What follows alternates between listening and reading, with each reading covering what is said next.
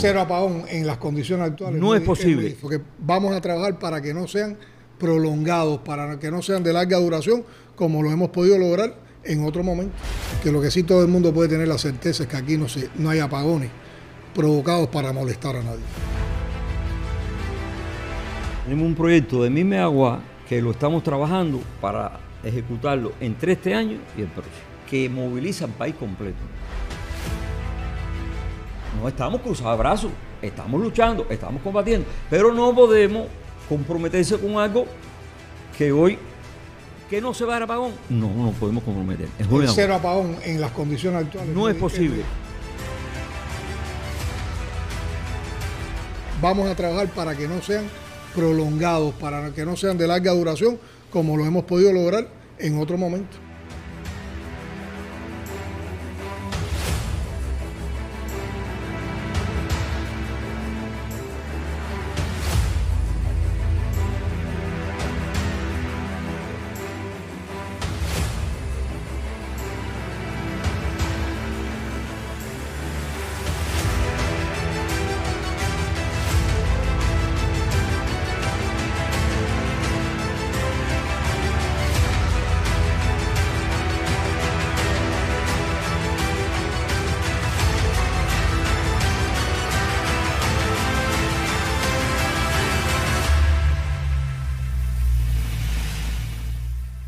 Bueno, una vez más saludamos a todos los que están conectados con este programa desde la presidencia. Hoy precisamente no estamos en nuestro espacio habitual. Estamos realizando este podcast desde la sede de las oficinas de la Unión Eléctrica de nuestro país, un espacio que también para los televidentes es conocido porque desde aquí se informan todos los días las principales incidencias que tenemos con la generación eléctrica y la situación electroenergética en nuestro país. Una vez más vamos a abordar uno de los temas que tiene más impacto en la vida de las cubanas y los cubanos, y es precisamente los déficits de generación eléctrica que estamos viviendo en los últimos días, en las últimas semanas, asociados a diferentes problemáticas tecnológicas y también a los incrementos de la demanda, entre otras cosas ocasionados por las altas temperaturas que hemos vivido en estos días. Yo creo que es una manera en la cual también estamos compartiendo la labor cotidiana de los héroes de todo el sistema electroenergético nacional. Trabajadores, ingenieros, técnicos, personas muy esforzadas que están dando todos los días una lección de heroísmo, cuando con enorme compromiso tratan en los menores tiempos posibles y en condiciones difíciles de trabajo de alistar nuestras termoeléctricas y todo el equipamiento que garantiza la generación eléctrica en nuestro país. Para abordar este tema, hemos invitado al programa de hoy al ingeniero, colega, amigo, el ingeniero Alfredo López, director general de la Unión Eléctrica Nacional, y también al director de operaciones de este sistema, el ingeniero Lázaro Guerra, que es muy popular y se ha convertido más que todo en un comunicador y en un influencer ante nuestra población, porque es el que día a día explica con absoluta claridad, honestidad y también rigor lo que acontece en el sistema electroenergético nacional. Sin más, yo le pediría al compañero Alfredo que nos explicara las características del momento actual que estamos viviendo, la situación electroenergética compleja del país, y sobre todo para tener una comparación, compararla con el año 2018. ¿Qué es lo que ha cambiado del 2018 hasta acá? ¿Y qué es lo que en estos momentos está cambiando con relación a mejores momentos que tuvimos cuando se inició este año? Adelante, Alfredo. En el año 2018, nosotros entre el 2013 y el 2018 introdujimos el sistema 180 megawatts en MOA, que fue una planta grande con grupos de fuel. Hicimos el ciclo combinado de Boque Jaruco, 150 megawatts. 200 megawatts en generación distribuida, que esa generación distribuida sobre todo se puso en lugares cercanos a donde el combustible se le podía llevar mejor. Teníamos en ciclo de mantenimiento la mayor parte de los ciclos, la mayor parte de las unidades generadoras del sistema. Era un momento en que nosotros teníamos 500 MW de reserva. O sea, que por encima de lo que se necesitaba, trabajábamos para tener 500 MW de reserva. Evidentemente... Y teníamos mejor un aseguramiento más estable de combustible, que no es la causa de lo que está pasando estos días, pero... Y teníamos un aseguramiento de combustible. Es una situación que ahora es totalmente diferente. Nosotros no hemos podido desde esa fecha dar más mantenimiento de capital. Y prácticamente en este momento, nosotros tenemos 16 unidades generadoras en el sistema. Una tiene una avería permanente que es Felton 2, que hemos hecho el desmontaje, pero no hemos podido financiar todavía el montaje de esa máquina. Y las otras 15 prácticamente, menos una, están fuera de ciclo de mantenimiento. Quiere decir que vamos a decir Mariel 6 y Felton 1. Las demás están fuera de ciclo de mantenimiento. Entonces nosotros tenemos una situación hoy que las termoeléctricas no tienen la disponibilidad que tenían en aquel momento, pero los grupos, la generación distribuida tampoco tiene la disponibilidad. Entonces, como consecuencia de eso, nosotros hoy tenemos muchas dificultades para servir la carga. Nosotros este año hemos dado un poquito más de mantenimiento. Por ejemplo, nosotros a una máquina de Mariel le pusimos un economizador nuevo. A una máquina de nuevita le pusimos un economizador nuevo. Eso no se había estado haciendo en los últimos años, pero eso está muy lejos. Usted explicó en la entrevista con Ramón que el sistema eléctrico lleva unos 300 millones de dólares anuales y este año no se han podido poner. O sea, ni hemos dispuesto de esa cantidad en diferentes años. Desde 18 para acá. Menos cantidades, pero que nos dan para cubrir toda esa... Entonces, pero no solo es en las termoeléctricas, es también en las redes, porque el sistema se llama así, sistema, en que usted primero genera la electricidad, después tiene que transmitirla, después tiene que llevarla hasta los transformadores. Por ejemplo, la situación de ahora mismo con el incremento de la carga, que después quiero explicar que para nosotros es una felicidad que la gente compre equipos, o sea, eso es una buena noticia. Pero junto con comprar los equipos, nosotros tenemos que aconsejarle a las personas la racionalidad en el uso. Y el uso eficiente. Sobre todo eso, el uso eficiente. Por ejemplo, usted tiene un aire acondicionado, usted hermetiza la habitación, lo pone en 24 grados y él para en algún momento. Usted no hermetiza la habitación y ese equipo se mete todo el tiempo trabajando. Eso le conviene dos veces a la persona. Le conviene, uno, porque paga menos electricidad, y dos, porque se alarga la vida del equipo. El refrigerador es lo mismo. Usted lo pone al máximo de frío. No, usted lo tiene que regular a la temperatura razonable para conservar los alimentos. Las dos cosas ventajosas. Paga menos electricidad y le dura más el equipo. Y por ejemplo, en la cocción, usted tiene una cocina de resistencia y usted puede apagarla 5 minutos antes de terminar. O sea, son cosas que ayudan al país, pero ayudan también a las personas. Porque como le digo, presidente, para nosotros es una buena noticia. Claro. De que la gente tenga es más calidad de vida, es de todo, es nivel de vida. Es demostrar que en estos tiempos tan difíciles hay muchos cubanos que están mejorando su estándar. Y eso lo podemos combinar con una conciencia de ahorro, con una conciencia de eficiencia. Es así. Entonces nosotros, ¿qué es lo que ocurre? La demanda aumentó mucho. Yo puse como ejemplo el otro día que el Día de las Madres hubo un 20% más de demanda que el Día de las Madres anterior, a las 7 de la mañana. Es una realidad. Se ha combinado una alta temperatura con otros fenómenos que nosotros no estábamos esperando. Nosotros estábamos esperando un 3,5% de crecimiento de la demanda. Y ese día hubo un 20%. No se puede suponer que en julio y agosto vaya a haber un 20%. Es más, no lo suponemos. Pero tampoco ya hoy estamos suponiendo ni estamos estimando que va a ser un 3,5%. Puede ser más que ese. Y tenemos que prepararnos para que sea más que ese. Y tenemos un límite de energía a generar. Ya no tenemos más. ¿Y cómo podemos resolver si la demanda es más? Ahorrando. Y el sector estatal en ese sentido es clave. Ahora ha salido una instrucción en que, por ejemplo, ya en este momento no se pueden usar los aire acondicionados en la parte administrativa. Ya en los sábados y los domingos se están abriendo los chuchos, abriendo los catálogos de todos los centros administrativos de Cuba. O sea, lo que quiere decir, para que todo el mundo entienda, que se están desconectando los sistemas administrativos del país. Se están desconectando los sábados y los domingos. De eso hay experiencias anteriores y evidentemente cuando usted, el Día de las Madres sobra a las 7 de la mañana, pero después el Día de las Madres desconectado de los chuchos y se ve claramente la curva que a partir de ese momento cambió la demanda. Después, posteriormente, el otro sábado y el otro domingo también lo hicimos y también ha tenido un reflejo. Y eso que el sábado y el domingo es cuando menos consumo hay en el carácter administrativo.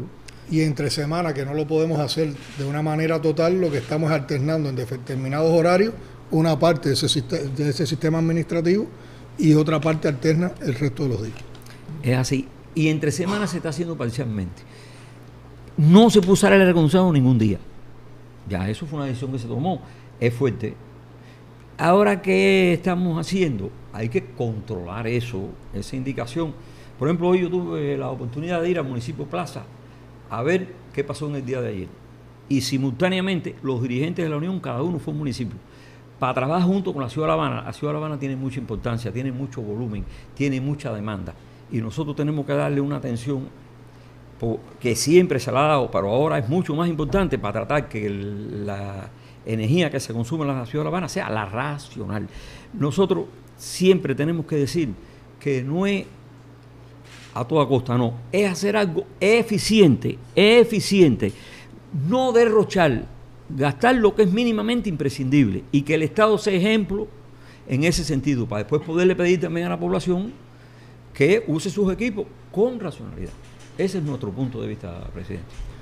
Bueno, indudablemente es una situación compleja, pero a mí me ha llamado la atención, revisando los estados de opinión de nuestra población, que en medio de la complejidad hay varios estados de opinión que reconocen el esfuerzo que se está haciendo en el sistema de la Unión Eléctrica, el esfuerzo que hacen los trabajadores del sector eléctrico. Por ejemplo, aquí hay una que dice: hay que reconocer el esfuerzo y sacrificio que hacen los trabajadores de las termoeléctricas para garantizar la estabilidad del sistema eléctrico.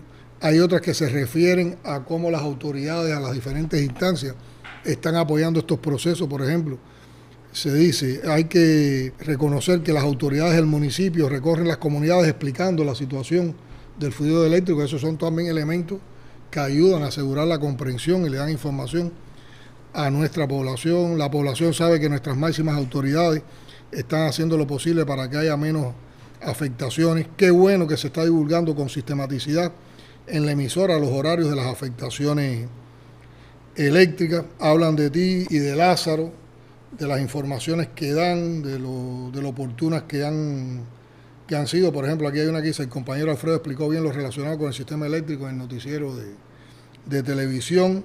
Y por otra parte dicen: es verdad lo que dijo Alfredo, se han incrementado mucho los equipos y las plantas no dan más, que es parte de lo que estabas explicando en este momento. Pero también hay muchas opiniones negativas de insatisfacción. Nosotros tenemos que reconocer que la población ha estado sometida a apagones de larga duración.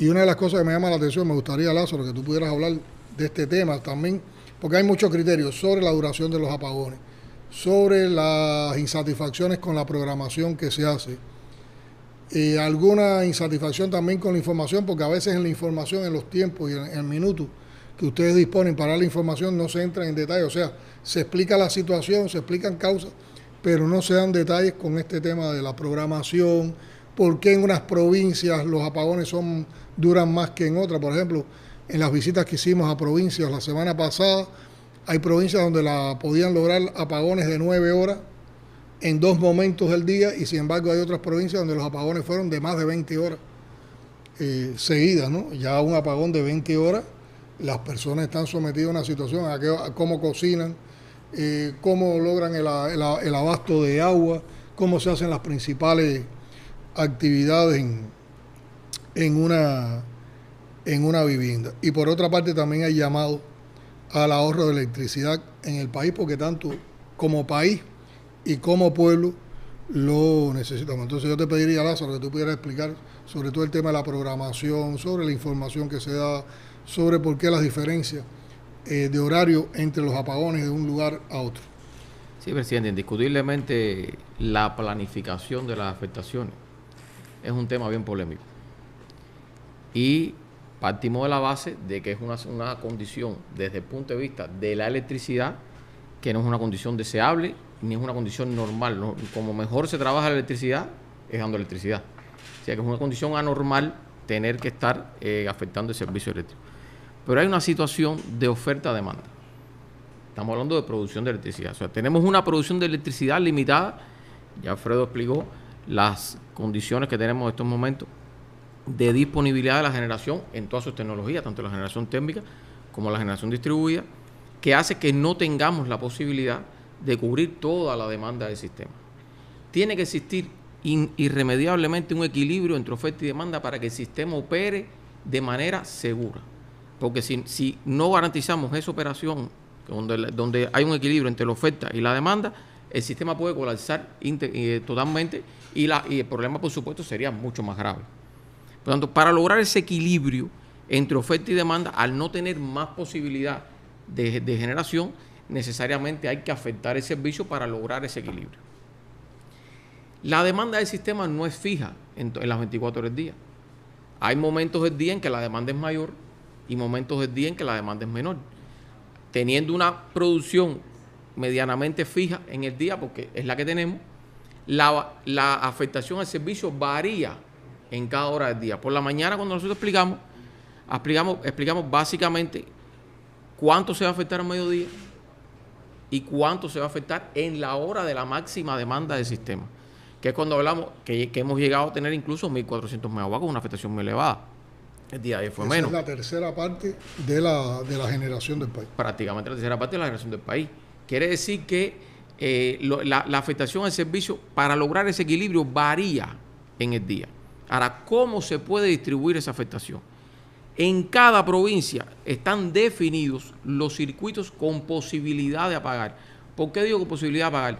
Porque, por ejemplo, hay un circuito que alimenta un hospital, con la dificultad que también tenemos en la generación de emergencia. Con las características de la zona. Donde exactamente, y también con la generación de emergencia, porque hay algunos lugares que la generación de emergencia está indisponible y necesariamente un hospital, por ejemplo, no se le puede quitar el servicio eléctrico. Por tanto, nosotros tenemos definido en cada provincia cuáles son los circuitos con posibilidad de apagar y qué potencia tiene ese circuito en cada hora del día.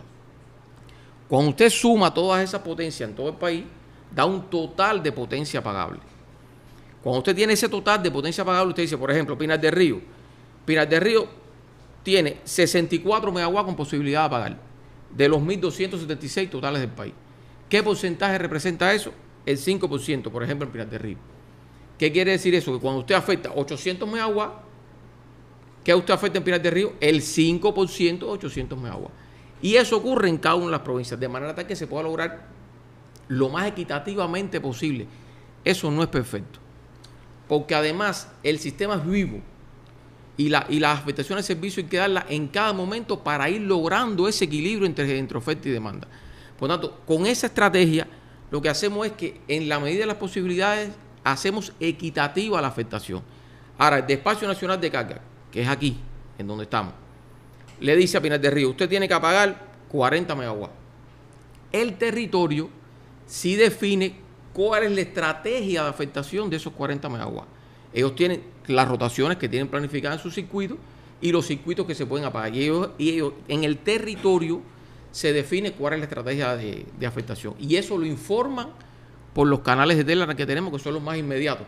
Los canales, tenemos personas que están en el despacho provincial de carga de cada una de las provincias que están constantemente en tiempo real informando a la población de las afectaciones para que sea lo más inmediato posible. ¿Qué pasa? Que usted hace una planificación por la mañana y tiene planificado una generación el día, pero a las 12 del día se fue una unidad generadora, como puede pasar. Se fue la unidad 5 de octubre, por ejemplo. Cuando pasa eso, hay una disminución en la oferta. ¿Qué hay que hacer entonces? Incrementar la afectación al servicio que ya no estaba planificada. Por tanto, hay que hacer una variación. Eso ocurre muchas veces en instantes. Que eso ocurre, ¿no? Se presenta imprevisto. Se presenta de manera imprevista, porque son salidas por emergencia las unidades. Entonces, automáticamente hay que modificar la planificación, porque necesariamente hay que mantener el balance entre la oferta y la demanda. Por eso es que le digo la complejidad y lo polémico que representa distribuir esto, que es una condición indeseable, indiscutiblemente, para hacerlo lo más equitativo posible en todo el país. Yo sigo insistiendo y lo comparto mucho con la población cuando tenemos encuentros con ellos en las visitas que hacemos sistemáticamente a los municipios, que lo que sí todo el mundo puede tener la certeza es que aquí no hay apagones provocados para molestar a nadie. Todo nuestro empeño, todo nuestro sentimiento, todo nuestro esfuerzo, y aquí estoy hablando del esfuerzo de todos los trabajadores de la Unión Eléctrica, de todo el sistema del Ministerio de Energía y Minas y también de la dirección en todos los niveles, es buscar que haya calidad de vida, que haya estabilidad en el sistema electroenergético nacional, pero tiene que ver la situación que estamos enfrentando con estos temas que estamos explicando y argumentando en este programa y que ustedes han estado también sistematizando como información. Aquí hay dos temas a los que se refería Lázaro que yo quisiera puntualizar un poco. Primero, que hoy, con todo el esfuerzo que hacemos en los días que hemos tenido la mayor afectación por informar, una parte de esa información se pierde porque las personas, por no tener electricidad, no tienen televisión. Entonces aquí hemos insistido mucho en lo necesario en estas condiciones de la información a nivel comunitario. Y ya es una comunicación persona a persona, cara a cara, que ahí es necesario sincronizar bien el trabajo de estos activistas que tienen ustedes con las autoridades de cada territorio a nivel de Consejo Popular, a nivel de circunscripción, de manera que podamos desarrollar un sistema de comunicación comunitario más directo y más efectivo. Y está el otro tema de algunos fenómenos que también ocurren, que a veces parecen inexplicables y sí tienen una explicación. El otro día, compartiendo con el ministro Vicente, que de hecho está aquí también en el programa con nosotros, hacíamos una observación que era la siguiente, porque uno está siguiendo también todo lo que sucede por las gráficas en una aplicación que poseemos en nuestros móviles en tiempo real, cómo se está comportando la situación eléctrica, porque no siempre está afectada. Y veíamos cómo empezaba a disminuir la demanda en la madrugada y uno decía, bueno, por lógica, en las primeras horas del día, esa demanda debe más o menos mantenerse, o más que la demanda, la relación de la generación con la demanda. Pero hay una hora en la mañana en que, sin incrementar la demanda, empieza a bajar la oferta de energía. Y tiene que ver porque con los grupos electrógenos, ustedes lo pueden explicar mejor, los grupos electrógenos están trabajando en más horas para las cuales están diseñados en este concepto de generación distribuida, y por lo tanto los sistemas de almacenaje de combustible que garantizan su funcionamiento no dan capacidad para las tantas horas que están trabajando. Por lo tanto, en ese horario de la mañana, aunque logra cubrir una parte de la demanda en la madrugada, baja en la mañana porque hay que serviciarlo de nuevo. Y entonces aquí tenemos una problemática adicional, que no es porque no haya combustible en el país para asegurar esto, ya tiene que ver con una logística en la distribución del combustible para asegurar ese funcionamiento de esas plantas que juegan un papel fundamental en el concepto de generación distribuida. No sé cuál de los dos pudiera referirse a eso, porque es un fenómeno que yo creo que no hemos explicado mucho y que también está sobre todo presente. La generación base nuestra es la generación térmica y hoy no es suficiente para cubrir la demanda. Tenemos la generación móvil, que también hoy es significativamente importante, y tenemos en el gas, que son 300 megawatts o más. Ahora, después de eso, nosotros, la generación distribuida, no está hecho para trabajar las 24 horas. Está hecho para cubrir los picos de demanda. En el momento en que usted tiene que usar la generación distribuida casi que como generación base, usted no tiene manera ninguna de continuamente pues ya con combustible llegar hoy con los problemas logísticos que tenemos. Pero hay otro problema adicional. Nosotros tenemos dos tipos de motores. Los motores que llevan diésel, que todos sus tanques son para diésel, y sí tienen una capacidad que permite tener allí un inventario. Pero nosotros tenemos los motores de fuel, que como no hemos tenido fuel, los tanques son pequeños de diésel porque son para arranque. Y ahora, como los estamos operando con diésel, pues sencillamente no tienen capacidad y hay prácticamente que ir todos los días a llevarle el diésel. No se logra empatar porque es un motor de fuel que además está hecho para trabajar más horas que el de diésel y sin embargo tiene menos disponibilidad de combustible de diésel. Nosotros para el verano vamos a tratar de convertir algunos tanques de fuel para tanques de diésel para poder aumentar el inventario de diésel de los motores de fuel, con lo cual mejoramos la situación.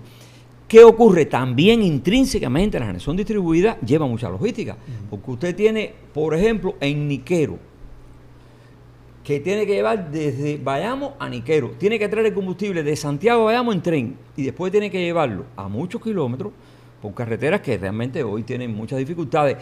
Entonces es una logística complicada la de llevar el diésel, complicada, después que tienes el combustible. y en realidad no se logra poder empatar. Sobre todo más los motores de fuel que los de diésel. Nosotros estamos pensando en que la necesidad nuestra es por lo menos 1.650 toneladas de diésel diariamente para la generación distribuida que está sincronizada del sistema. Tenemos también una cantidad de combustible que hace falta para los grupos que soportan hospitales y otras cosas. Nosotros nos trazamos una estrategia de operación, porque sabemos que es muy complicado empatar esa logística, como usted dice, de tener las 24 horas del día ese combustible. Y lo que hacemos es priorizar la generación con esta generación distribuida en el horario de la noche y madrugada, de manera tal que son que las horas más sensibles para la población, evidentemente, son las horas de la noche y madrugada, y tratamos de esa generación garantizar que trabaje en ese horario. Y en la mañana se empieza a poner la energía fotovoltaica. Exactamente. De manera tal que nos permita proteger un poco a la población en ese sentido. De todas formas, con el afán, bueno, ustedes están incluso pensando en hacer otras cosas, como las que explicaba Alfredo, con el tema de las capacidades de almacenaje de combustible.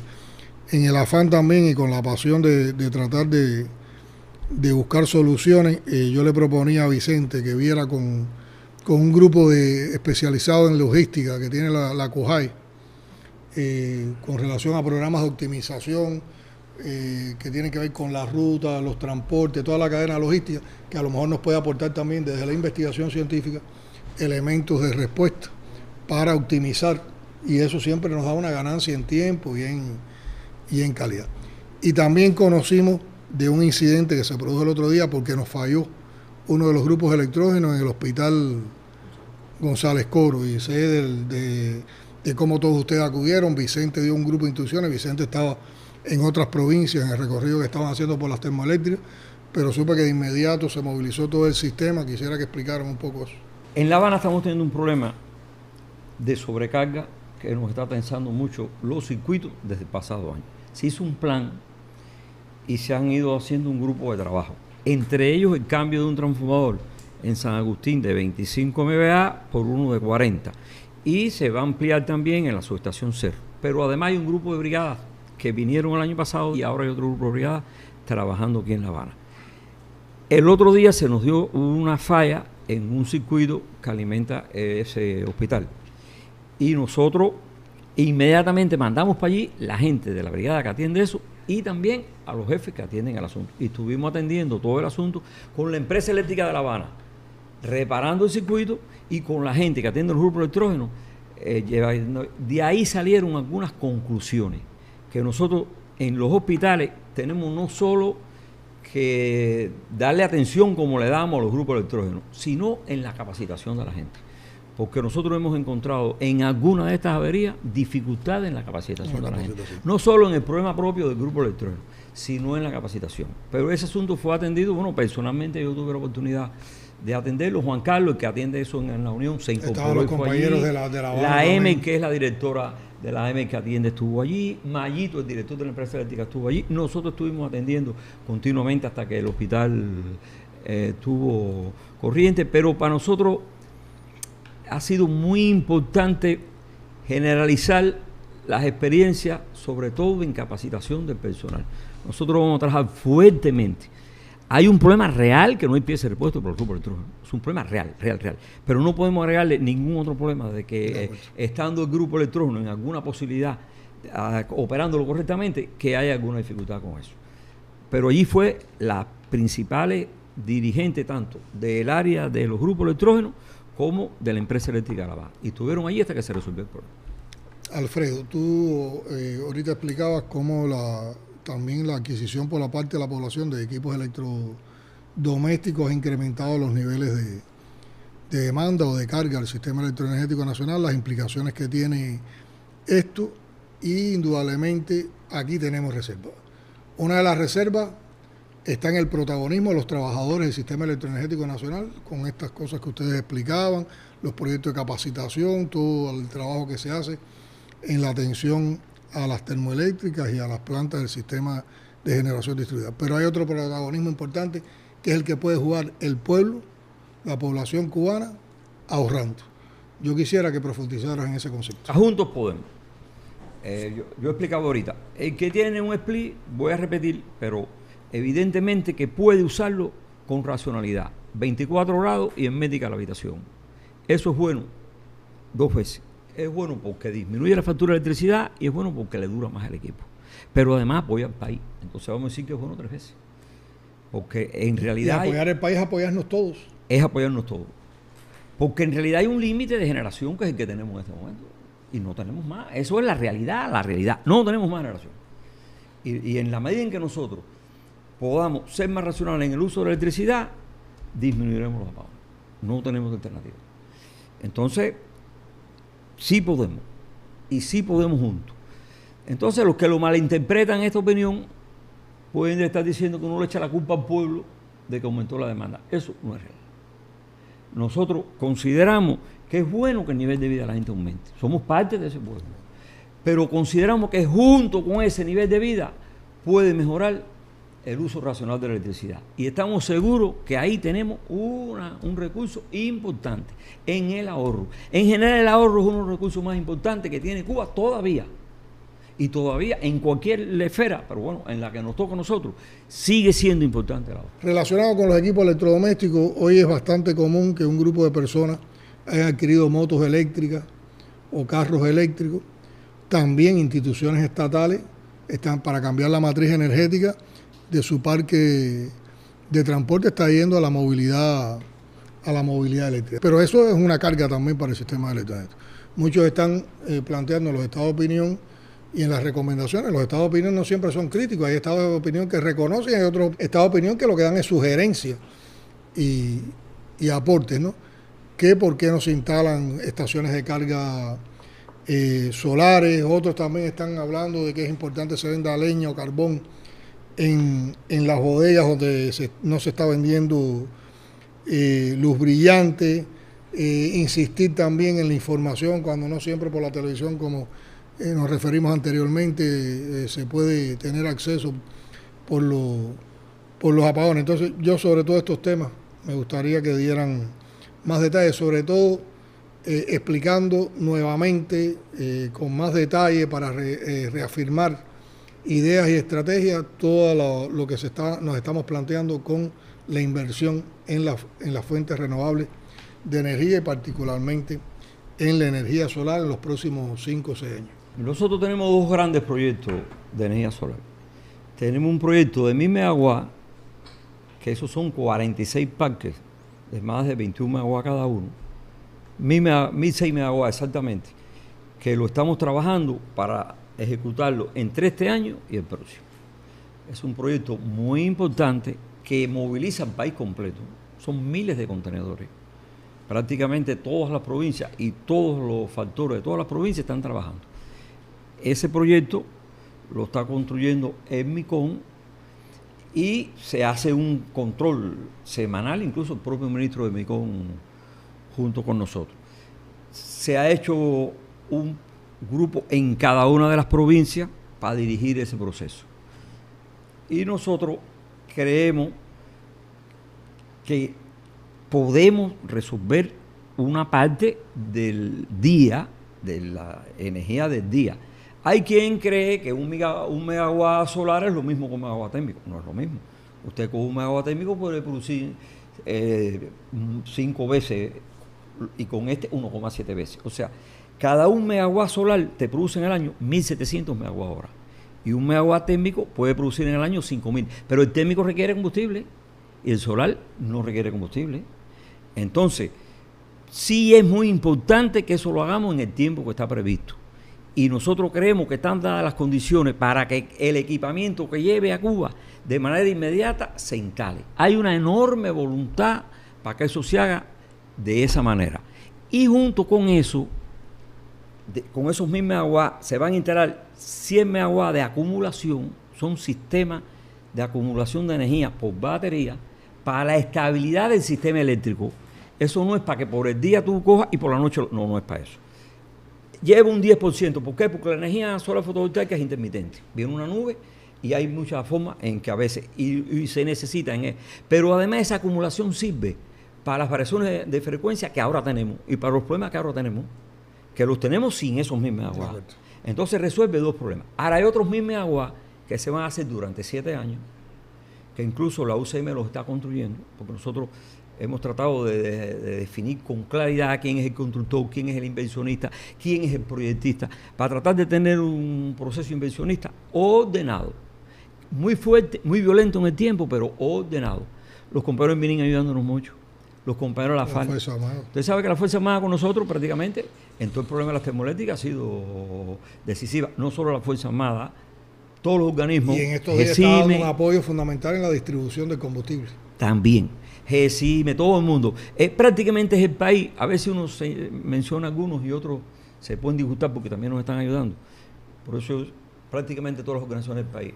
La dirección del gobierno le ha dado la responsabilidad, los gobernadores en todos lados, los secretarios del partido en todos los lugares, lo llaman a uno para interesarse, para llevar la iniciativa. Entonces, esos 2000 megawatts son muy importantes. Ahora, los 2000 megawatts requieren el acompañamiento de la energía base del sistema, de las plantas termoeléctricas. Nosotros tenemos 16 bloques, de los cuales hay uno que falta un 2, que en este momento no está en servicio. Nosotros necesitamos que esos 16 bloques se le dé mantenimiento capital en los próximos años, porque nosotros necesitamos que esa generación térmica por el día baje a la mitad prácticamente, porque hay sol, pero por la noche tiene que suba, porque tú no puedes arrancar y parar una caldera térmica todos los días. Entonces, en las condiciones que están esos bloques hoy, no pueden bajar de esa forma, ni pueden regular de esa forma. Por lo tanto, junto con este esfuerzo solar fotovoltaico, que ayuda mucho, porque no requiere combustible, nosotros tenemos que arreglar las térmicas para además tener independencia, porque nosotros tenemos un crudo de nosotros, que las plantas térmicas consumen ese crudo. Y la combinación de Energas, de las plantas térmicas y estos 2000 megawatts solar fotovoltaico pueden hacer una contribución muy importante en los próximos años. No quiere decir que nos vamos a quedar ahí con los 2000 megawatts. O sea, hay posibilidad posteriormente de seguir incrementando la integración de la solar fotovoltaica, y la acumulación que usaríamos en ese momento ya no sería para estabilizar red, porque puede ser, o de hecho debe suceder, que la generación solar fotovoltaica supere la demanda del sistema. Se acumula en baterías que no son las mismas de que estaba hablando Alfredo, y por la noche, cuando el costo del kilowatt es muy alto porque se usa combustible más caro, se puede descargar la batería y entonces le hace más eficiente la operación del sistema, integras más solar fotovoltaica, que es de la fuente renovable la que tiene mayor potencial en el país, porque es más fácil de instalar, porque Cuba tiene una radiación muy buena por la ubicación geográfica que tenemos y por la distribución. Cuba está distribuida este-oeste. Quiere decir que la solar fotovoltaica es más suave la entrada. Con los países que están dispuestos norte-sur es muy complicado porque prácticamente entra en un escalón la solar fotovoltaica. Entonces, nosotros tenemos que seguir incrementando posteriormente la integración de la solar fotovoltaica a la red. Por el ministro Vicente y por ustedes mismos se ha estado explicando en los últimos meses toda la programación que ha existido, que se concibió como estrategia para incrementar los mantenimientos en estos meses, o sea que vamos a tener mantenimientos prolongados hasta el mes de junio para lograr minimizar la molestia de los apagones en el verano, o sea, sobre todo en los meses de julio y agosto. Yo quisiera que ustedes explicaran alrededor de eso lo que se está haciendo, cuáles son las perspectivas, hasta dónde están las posibilidades de que haya apagones o no, y hasta dónde también están las posibilidades de que tengamos indudablemente una situación mejor y más favorable que la que hemos tenido en los últimos días, incluso cómo ha evolucionado la situación en el día de ayer y en lo que estamos viviendo precisamente hoy, en el momento en que estamos haciendo esta transmisión del programa. Nosotros incluso el otro día en Mariel dijimos, este fin de semana van a entrar 3 máquinas, 2 de Mariel y 1 de Novita. Entraron las 3 máquinas. Eso mejoró. Había una tendencia a disminuir un apagón grande que estamos dando. Nosotros somos conscientes y somos sensibles que el apagón que se está dando es muy grande. Pero ha habido una tendencia a mejorar. Ahora nosotros ahora tenemos la máquina de Felton en mantenimiento. Esa es una máquina importante del sistema. Nosotros las máquinas más importantes del sistema, las de más peso, son las 2 de Carlos Manuel de Céspedes en Fuego, la de Felton y la de Guitera. Evidentemente que esa máquina tiene un impacto significativamente positivo cuando entre. Nosotros tenemos también una máquina en Santa Cruz, en Habana, en la termoeléctrica Ernesto Guevara, que debe entrar en este fin de mes. Es una máquina que puede entrar con 80 megawatts y que también nos va a ayudar. Quiere decir que nosotros podemos tener una tendencia a la mejoría. Si nosotros necesitamos, también tenemos una planta ahora en el gas Varadero, en este momento, que son 90 megawatts, es el ciclo combinado completo en el gas Varadero, que ahora lo tenemos en un mantenimiento que debe entrar el día 29. Son cosas que van a mejorar, pero no faltan un grupo de mantenimiento significativo. Por ejemplo, Guitera, en algún momento del mes de julio, en cuanto a efecto, va a haber que sacarla por 4 días. Por pocos días. Por 4 días. Las dos unidades de Carlos Manuel de Céspedes, hay que sacarlas también. Queda una máquina de Energas que puede afectar en 60 megawatts, que también hay que sacarla por un poco más de 20 días. O sea, está claro que la situación que tuvimos fue muy grave y que la que estábamos esperando es una tendencia a mejorar. Ahora, cuando nosotros lleguemos a julio, entonces nosotros no vamos a tener de forma planificada ninguna de estas máquinas en mantenimiento. Vamos a tener las averías que normalmente ocurren en el sistema. Vamos a tener las limitaciones que normalmente en julio y ocurren agosto van a estar trabajando todas las estaciones. Todas, ajá. Todas las estaciones. Excepto que salgan por una avería. Ajá. Nosotros, por ejemplo, hay una de Santa Cruz que debe estar entrando alrededor del 5, el 6. Bueno, alguna de estas de mantenimiento se puede correr uno de los 2 primeros de julio, pero estamos trabajando para que en julio tener todo. Entonces, la falta de capacidad de la generación térmica tiene 3 componentes. Un componente que es mantenimiento, un componente que es averías y un componente que es limitaciones. Averías que está rota, limitaciones que una máquina de 90 está en 70. Por problemas de obsolescencia y por una serie de problemas. Nosotros estamos pensando que vamos a tener 1.200 megawatts promedio y ahora hemos tenido menos de 1.000 en la generación térmica durante julio y agosto. Estamos pensando que vamos a tener más de 300 megawatts en el gas en julio y agosto. La palabra pensando no es exacta.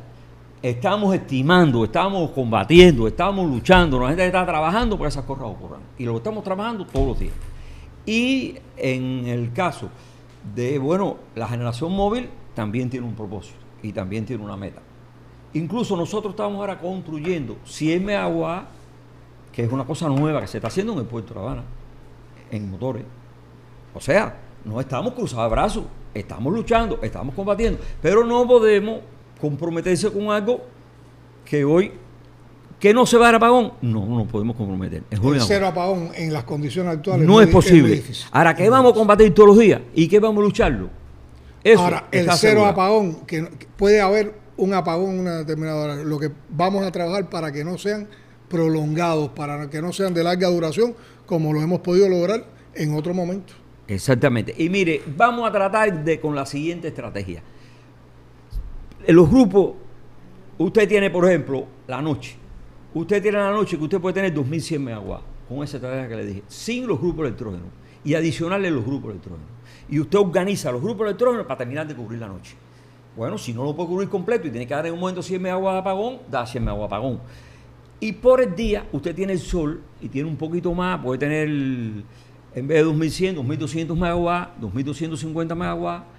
Y entonces sí tiene que buscar la forma que la regulación del día sea muy fuerte, que está en las manos de nosotros, porque nosotros no estamos hablando de dejar de producir, cuando nosotros estamos hablando de que el área administrativa no ponga aire acondicionado, o que a lo mejor en algún momento se puede hacer el trabajo a distancia, o otras variables que se han usado antes, nosotros no estamos hablando, es una locura afectar la producción. Nosotros nunca hablamos de afectar la producción.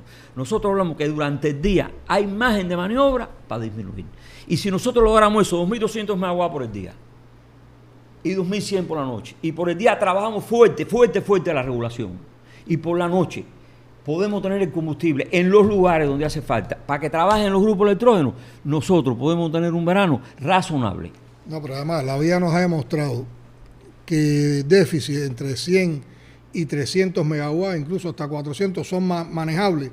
Y cuando se distribuyen por todo el país en circuito, tocan apagones de muy poca duración y nos permite trabajar mejor y operar en condiciones más Y la más planificación fáciles. que hemos hecho también es que la parte más compleja del verano va a ser horario diurno.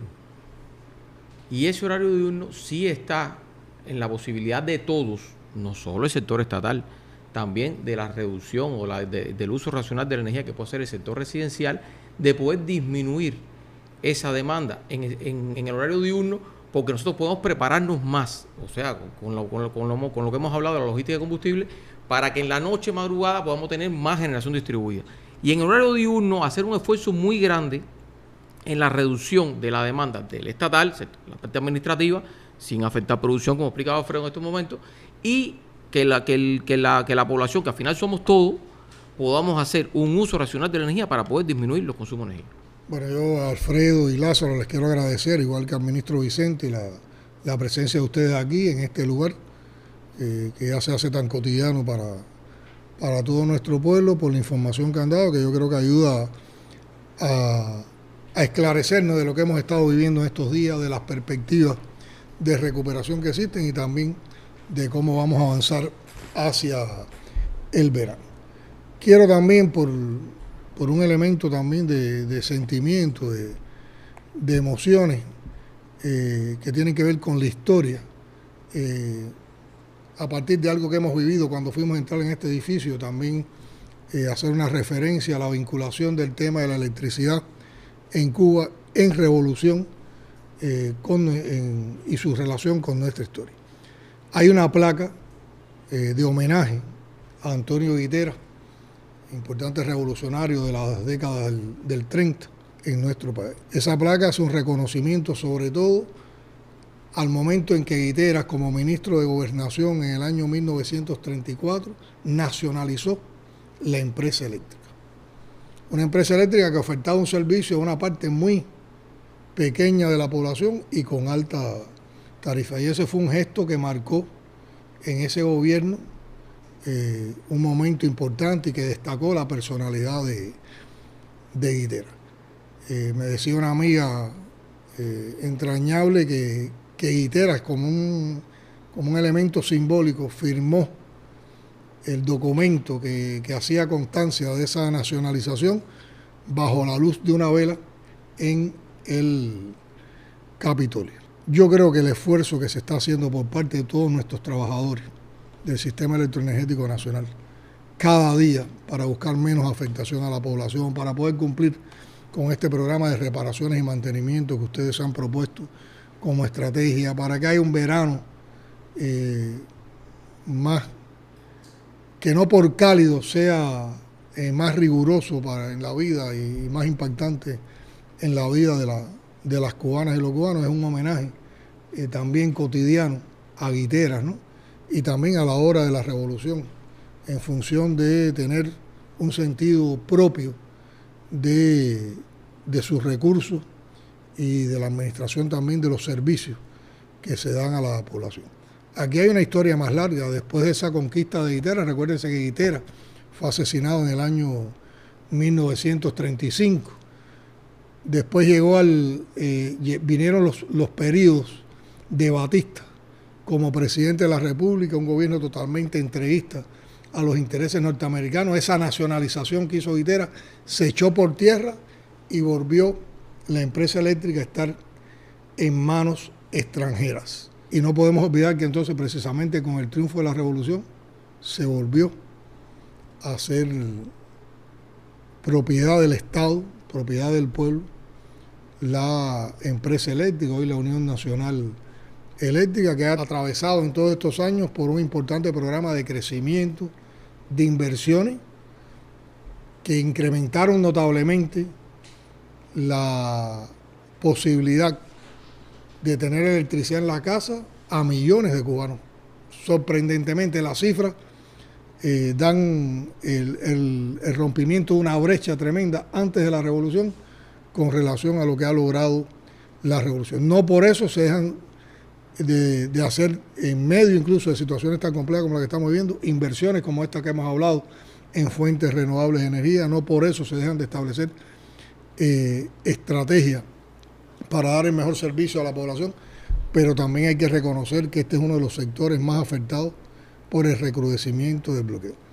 Aquellos que hablan de que el bloqueo y el recrudecimiento del bloqueo son solo cuestiones que nosotros usamos políticamente para justificar los problemas del país, hay que decir que recientemente un vocero del Departamento de Estado, ante un grupo de preguntas que le hacían con relación a la supuesta también salida de Cuba de una lista relacionada con los países que cooperan con la lucha, en la lucha contra el terrorismo, reconocía